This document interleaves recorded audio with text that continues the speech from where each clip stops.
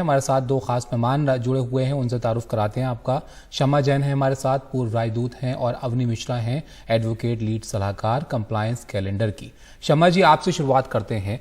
कई सारी चीजें जो है इस बार G20 में तय की गई, जिसमें से एक इकोनॉमिक कॉरिडोर भी शामिल है। इस बार के G20 को आप कैसे देखते हैं?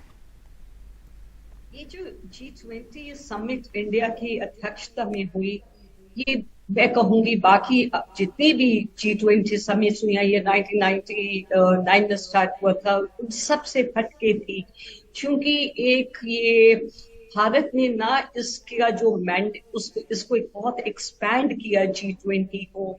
ऑलरेडी कई लेगेसी इश्यूज होते हैं और उनके अंदर कहीं बढ़ोतरी की, परंतु जो G20 का एक जो महत्व है वो है कि ये ग्लोबल प्रीमियर इकोनॉमिक फोरम है।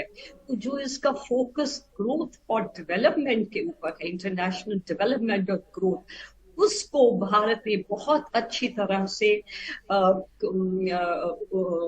भारत ने उसके ऊपर बहुत अच्छी तरह से एम्फेसाइज किया। और जो हमारी दिल्ली डिक्लेरेशन है उसमें वो ये चीज बहुत उभर के आई।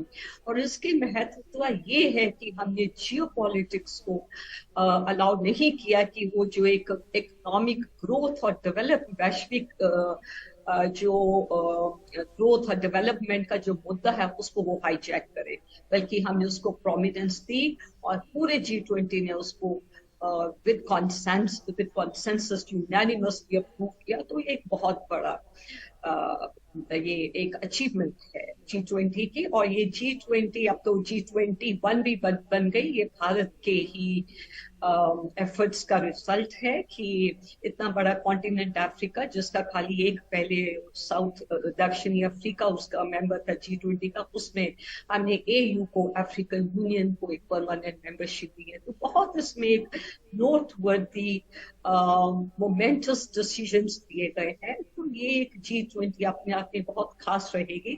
और खासकर दिल्ली डिक्लेरेशन लीडर्स जो डिक्लेरेशन हुई है, जिसमें growth, development, multilateral development banks, climate action, climate finance, women lead development और बायोफ्यूल्स, ग्लोबल बायोफ्यूल्स अलायंस, और ये सब मुद्दे, और मल्टीलैटरल आपका डिजिटल पब्लिक इंफ्रास्ट्रक्चर, जो कुछ इंडिया भारत में जो हमारे प्राइम मिनिस्टर ने डेवलपमेंट और ग्रोथ की, वो हमने विश्व स्तर के ऊपर उसको G20 डिक्लेरेशन की, जो दिल्ली डिक्लेरेशन है, उसमें हमने उन सब चीजों को लाया और सबकी by consensus it was adopted.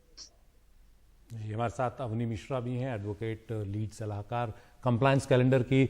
Avani जी, आपको G20 का क्या टेक अवे लगता है? क्या लगता है सबसे खास बात इस G20 की जो भारत की अध्यक्षता में आज ही संपन्न हुई है? Sushil ji, thank you so much. मैं किसी एक खास बात की अगर बात करूं और हाईलाइट करूं, तो हम विगत कुछ वर्षों में भारत की कितने सारे अचीवमेंट्स के बारे में बात करते हैं, वो चंद्रयान हो या G20 की हमारी अध्यक्षता। तो इन सब में मुझे लगता है बहुत आसान है ये भूल जाना कि हम कहाँ से आए हैं।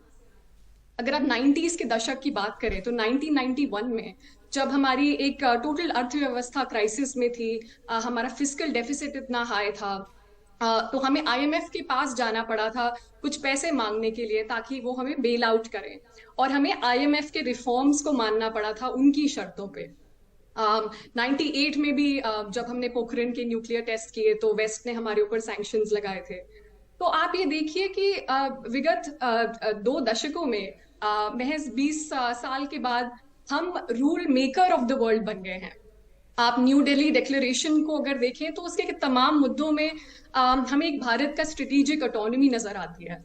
अगर हम क्लाइमेट एक्शन की बात करें तो हम क्लाइमेट जस्टिस की बात कर रहे हैं। आपको याद हो, अगर 2021 में जब ग्लासगो में समिट हुआ था, तब भारत ने बहुत ही स्ट्रांगली वर्डेड स्टेटमेंट इशू किया कि हम फॉसिल फ्यूल्स को फेज आउट नहीं करेंगे, यानी कि हम पूर्ण रूप से इन पे प्रतिबंध नहीं लगाएंगे, पर हम फेज डाउन की बात कर रहे थे, यानी कि हम एक चरणबद्ध तरीके से इसको कम करें, जो कि एक डेवलपिंग नेशन की जरूरत के अनुसार एक बहुत ही अच्छी पहल थी।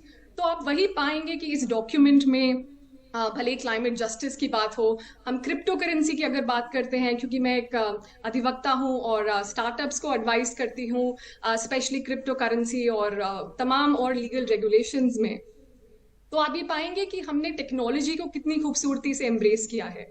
2018 में आरबीआई ने क्रिप्टो करेंसीज और तमाम तरीके की वर्चुअल करेंसीज पे बैन लगा दिया था, और सुप्रीम कोर्ट ने ऑफ कोर्स इस बैन को लिफ्ट किया और कहा कि ये बहुत एक्सेसिव बैन है। तो तब से लेके अब तक अब हम ये बोल रहे हैं कि दूसरे देश भी कोऑपरेट करें for data sharing, for information, for regulation around digital currencies. तो हम एक rule taker of the world से रूल मेकर बन रहे हैं, और हमारी आवाज ना कि दूसरी डेवलपिंग नेशंस, जैसे हमने अफ्रीकन यूनियन को अपने G20 के अपने नेतृत्व के अंदर शामिल किया है। तो G20 की अध्यक्षता अगर आप सोचें तो 19 मेंबर प्लस EU के 27 देश प्लस 55 अफ्रीकन यूनियन के देश, तो ये 100 मेंबर्स से भी बड़ी बॉडी बन गई है। तो हम बिल्कुल अवनी जी, यही position of सवाल मैं भी strength पूछना से चाह रहा था आकर, आपसे कि जो चीज़ें हो रही हैं, चाहे आप डीपीआई यूपीआई की बात करें या फिर बायोफ्यूल अलायंस की बात करें, सोलर की इतनी चर्चा होती है। भारत अब वर्ल्ड ऑर्डर में अगर बाकी मुल्कों के साथ आप देखें तो हम रूल मेकर बनते जा रहे हैं। हम जो सलाह दे रहे हैं दुनिया को, वो सबको समझ में आ रहा है कि बदलते भविष्य के लिए क्या चीज़ें ज़रूरी हैं। जी बिल्कुल।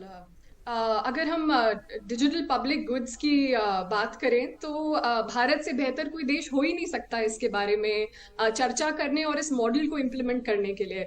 हमारे mobile phones cheapest in the world हैं, हमारे डेटा सेट्स जो डेटा रेट्स हैं वो भी विश्व में सबसे चीपेस्ट में से एक है, और हमने कितनी खूबसूरती से इस मॉडल को अपने डिजिटल पेमेंट सिस्टम में इंटीग्रेट किया है, कैसे इससे banking, financial inclusion, women empowerment पे इसका इम्पैक्ट है। तो मैं समझती हूँ कि हम पहले ही अफ्रीकन कंट्रीज के साथ ये टेक्नोलॉजी एक ओपन सोर्स यानी कि एक फ्री सॉफ्टवेयर और एक फ्रीली यूजेबल प्लेटफॉर्म के जरिए शेयर कर रहे थे, पर अब हम शायद इसे और ज्यादा फॉर्मली और एक अपने बेहतर नेतृत्व के साथ इसे विश्व में बांट पाएंगे। और जो हमारा मकसद है डिजिटल डिवाइड को ब्रिज करने का, शेयर्ड वैल्यूज, शेयर्ड प्रॉस्पेरिटी, और आज की जो थीम थी डे 2 की वन फ्यूचर, इसको हम आगे बढ़ाने में कार्यरत हैं। और आई थिंक हम सभी को इस चीज के बारे में बहुत प्राउड होना चाहिए।